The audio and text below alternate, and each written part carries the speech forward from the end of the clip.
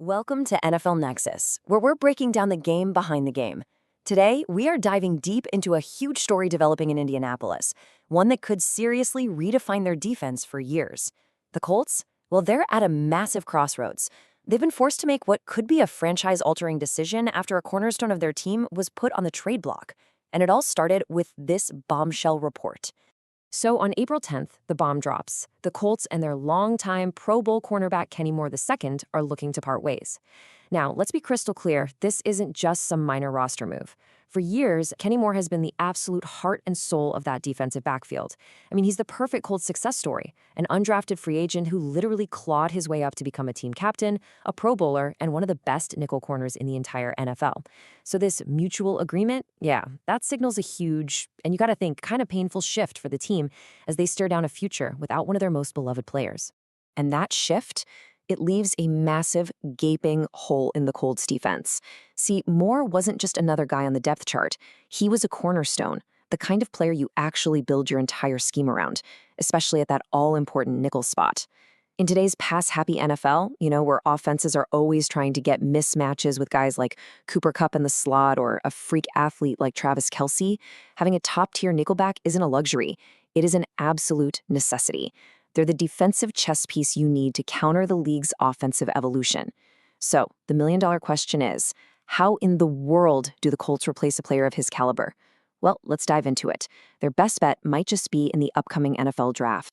All right, so path number one, the general manager, Chris Ballard, could take is the classic high-risk, high-reward route. We're talking about using a premium draft pick on an elite talent. This is the go big or go home approach, a clear statement that they want an immediate, high-upside replacement who can step right in from day one. And a player who fits that mold absolutely perfectly is Indiana's very own D'Angelo Pons. Okay, so when you look at the tail of the tape here, a couple of things just jump right off the screen. First, he was a massive piece of that 2025 national champion Hoosiers team. So this is a guy who's been tested on the biggest stage against the best of the best that college football has to offer. He knows what it takes to win when the lights are blinding. Second, while he mostly played outside corner for Indiana, that 5'9", 182-pound frame just screams NFL nickelback. His size, you combine that with his ridiculous agility and speed, it's just tailor-made for handling those quick, shifty players who live in the chaos in the middle of the field. And his athletic profile? Oh yeah, it more than backs up that championship pedigree. Now, you're probably looking at this relative athletic score, or RAS, and thinking, what does that even mean? Well, an 8.25 out of 10 is really, really good. It puts him in the top 18% of all cornerbacks tested since 1987. And this isn't just about a fast 40-yard dash. RAS combines everything: height, weight, speed, explosion, agility into one number.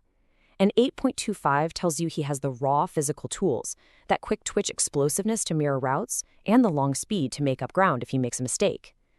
To not just compete, but potentially thrive against elite NFL athletes. So let's boil this all down. What are we really looking at with Pons? On the plus side, you've got elite, truly game-changing speed. The reports highlight that he was almost never a liability in coverage for the Hoosiers. And get this, he was an unbelievable tackler, missing only 2 tackles all of last season. For a nickel corner who has to stick his nose in and help stop the run, that's huge. But, and you knew there was a but, right? There's the other side of the coin. That 5'9" frame is a legit concern. It might be perfect for the slot, but if he gets isolated on a big-bodied receiver or tight end down near the goal line, he is at risk of getting out-jumped on those fade routes. It's the classic dilemma. Do you bet on the elite traits and just try to scheme around the limitations? But hey, what if going for a corner in round 1 or 2 just isn't in the cards? What if the Colts have other big needs to fill, like an edge rusher or a new weapon at wide receiver? If that's the case, they could wait until the middle rounds, where they might find a really fascinating, versatile player like Oregon's Jaden Kennedy. Now, this is a guy who isn't just a slot corner. Kennedy is a proven, flat-out elite coverage defender. I mean, look at this PFF grade. An 88.0 in coverage is outstanding. And that number isn't just some guy's opinion. It's a grade on every single snap he played in coverage, every target, every time he just locked his guy down. The source notes he was second only to Dylan Thiemann, who many think is one of the top safety prospects in the entire draft. And all this production comes after 5 years of college experience at Tulane, Ole Miss, and Oregon. That's a ton of football, a bunch of different defensive schemes. That's a whole lot of development. Okay, but this is where it gets really, really interesting.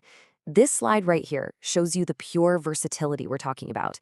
This is a defensive coordinator's dream. Just look at the breakdown from last season. Yeah, he spent most of his time in the slot, 346 snaps. But he also played 128 snaps at free safety, roaming the deep middle of the field. He played 81 snaps down in the box, basically playing linebacker. He even took 21 snaps on the D-line, probably coming off the edge on a blitz. This isn't just a guy who can fill a role. He's a true Swiss Army knife. For a creative defensive mind, a player like Kennedy is a movable chess piece that lets you disguise your coverages and create headaches for offenses all over the field. All right, but let's be real. In the NFL, premium draft picks are like gold. The Colts have other needs, and spending an early or even a mid-round pick on a corner might not be the smartest use of their assets. So what if they hunt for incredible value on day 3 of the draft? If that's the plan, a player who fits that bill perfectly is Andre Fuller from Toledo. And man, Fuller's story is something else. This just shows you the kind of person you're getting. We're talking about incredible perseverance. He started out as just a rotational guy, not making much of an impact. Then a brutal core muscle injury wipes out his entire 2024 season. For a lot of guys, especially non-blue chip prospects, that could have been the end of the road. But Fuller, not only did he came back with a vengeance in 2025 and made himself the best cornerback on the whole team. That tells you everything you need to know about his drive, his work ethic, and his mental toughness. And if you thought his comeback story was good, just look at these numbers. A 9.50 RAS is absolutely elite. We're talking top-tier, blue-chip level athleticism, putting him in the top 5% of all cornerbacks ever tested. And for a player to post those kinds of numbers after coming back from a major core muscle injury, an injury that directly affects the hip fluidity and explosiveness you need to be a corner, is just staggering. It speaks volumes about his dedication to his rehab and his natural gifts. A player with this kind of athletic profile and that kind of resilience, available on day 3, that, my friends, is the definition of a high-value pick. Okay, so we've got our archetypes, right? We have the early-round speedster, the mid-round jack-of-all-trades, and the late-round athletic marvel. But let's be honest, the NFL draft is never that clean and simple. There's always a wild card, a player who doesn't quite seem to fit the immediate need, but has definitely caught the eye of the front office. And in this case, there's another name the Colts are officially looking at, and it adds a really fascinating twist to their entire draft strategy. And that wild card is Devin Moore from Florida. And let me tell you, he is a totally different beast from the other guys we've talked about. Just look at that size, 6'3", 198 pounds. That's prototypical size for an outside corner in the NFL. He's a big, physical, press man specialist. He wants to get his hands on you at the line of scrimmage and completely disrupt your route from the get-go. The massive question mark with him, though, is his injury history, which held him to just 17 starts in college. When he was on the field, he made plays, but staying on the field was a real struggle. But here's the kicker, and this is straight from the source. Moore himself confirmed in an interview that he had a formal pre-draft visit with the Indianapolis Colts. Now, this is a huge deal. Teams meet with hundreds of players informally, but an official visit means they used one of their limited invites to bring him into their building, have him meet with coaches, sit down with the front office, and probably get checked out by their doctors. This isn't just a casual chat at the combine. This signals legitimate, serious interest from the Colts. They're doing their homework on this guy. So you might be asking, why would they be so interested in a big corner with that kind of injury history? Well, this slide right here is why. It is all about scheme fit.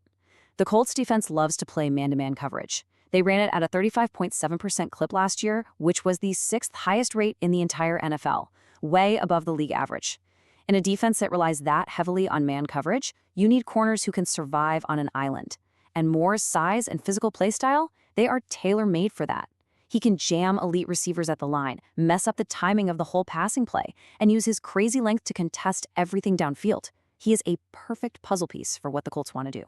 So here we are. Draft day is breathing down our necks, and General Manager Chris Ballard and the Colts front office are sitting on a fascinating strategic choice. Losing a star like Kenny Moore created a huge problem, sure, but it also created an opportunity. And now they have several very distinct paths they can take to solve it. This, right here, is where a GM truly earns their paycheck.